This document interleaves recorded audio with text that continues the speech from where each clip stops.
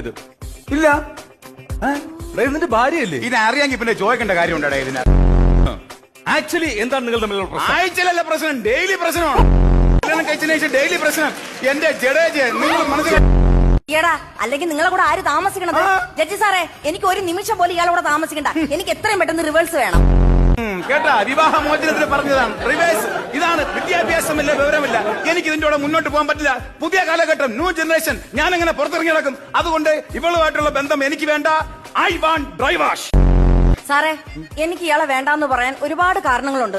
പക്ഷെ ഒരു കാരണം ഞാൻ ഇവിടെ പറയാം. എന്റെ അച്ഛൻ എനിക്ക് സ്ത്രീധനം തന്ന വസ്തുവില് ഒരു തേക്കും ഈട്ടി തൈകളും ഒക്കെ ഉണ്ടായിരുന്നു. ഈട്ടി പറ്റി കുറെ മരങ്ങളും ഒക്കെ ഉണ്ടായിരുന്നു. അതെല്ലാം വെട്ടിമുറിച്ചിട്ട് ഇയാള് പഞ്ഞിമരം കൊണ്ട് നട്ടു സാറേ. അത് ഞാൻ നാളത്തെ കാര്യങ്ങൾ മുൻകൂട്ടി കണ്ടുകൊണ്ടാണ് അങ്ങനെ ചെയ്തത്. ചത്തു കഴിഞ്ഞാൽ ഈ ഈട്ടിയും തേക്കും ഫർണിച്ചറും ചമന്ന് നമുക്ക് മേളിൽ പോകാൻ പറ്റൂല. പറ്റുമോ? പക്ഷേ പഞ്ഞിമരം വെച്ച് കഴിഞ്ഞാൽ ചാവുമ്പോ മൂക്കിൽ പഞ്ഞെങ്കിലും വെച്ചോണ്ട് പോവാം.